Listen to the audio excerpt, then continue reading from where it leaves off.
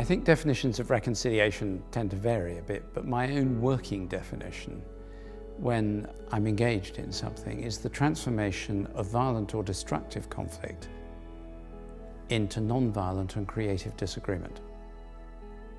You don't try and resolve conflict, you try and reconcile those involved in conflict.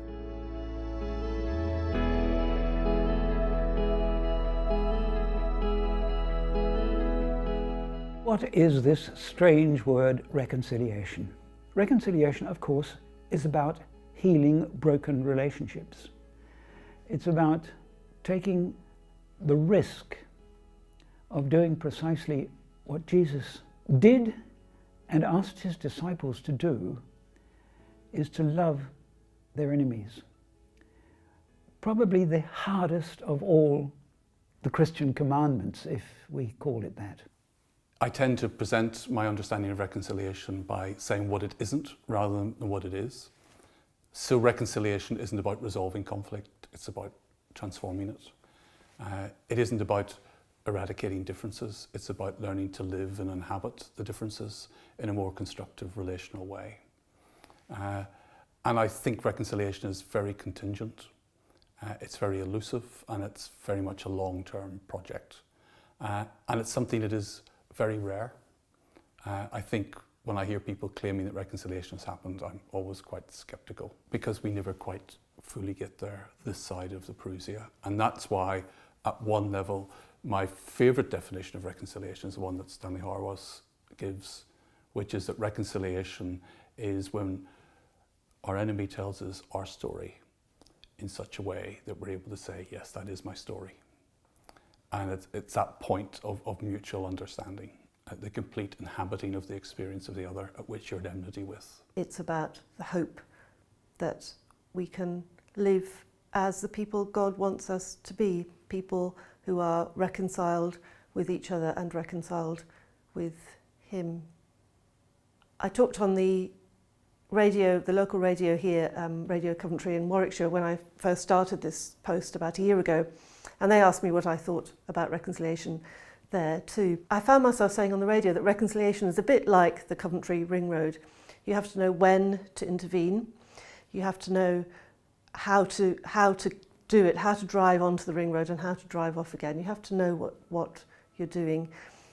And then it's a journey, and you travel alongside people and bring people together to travel alongside each other. I am utterly passionate about reconciliation. If you talk to my colleagues on the staff here at Lambeth, they will say that when we get into reconciliation things, I become a slightly different character. It's something that is absolutely shaping almost everything I think of. It's the desire of my heart to find ways in which we can transform destructive, violent conflict into peaceful disagreement and diversity, possibly with passionate disagreement, but not destructive disagreement.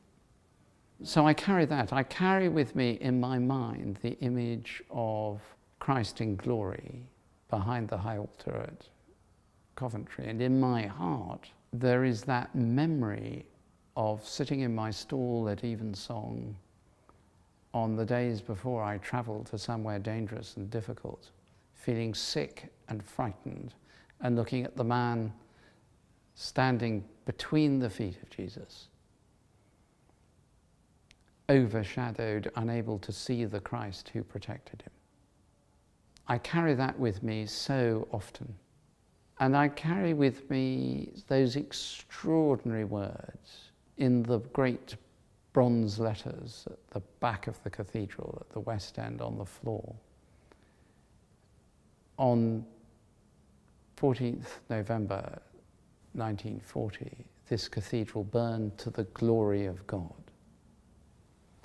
And that sense of what human beings can destroy, God raises up. And also, I go on forever, but the great West Screen with the insanely dancing, bopping angels going completely crazy And that sense of the figure of Christ at one end and the bopping angels at the other, and next to them the sun bursting through the baptistry window. The darkness of the chapel of unity, so often reflecting the darkness and chaos of our disunity in the church, and the call to the world in the chapel of industry. The peace of the chapel of the Stalingrad Madonna, my favourite place to sit and pray silently in the cathedral. And that sense of a place that knows what it's for, and provided it holds that sense, will always find itself in the centre of God's will.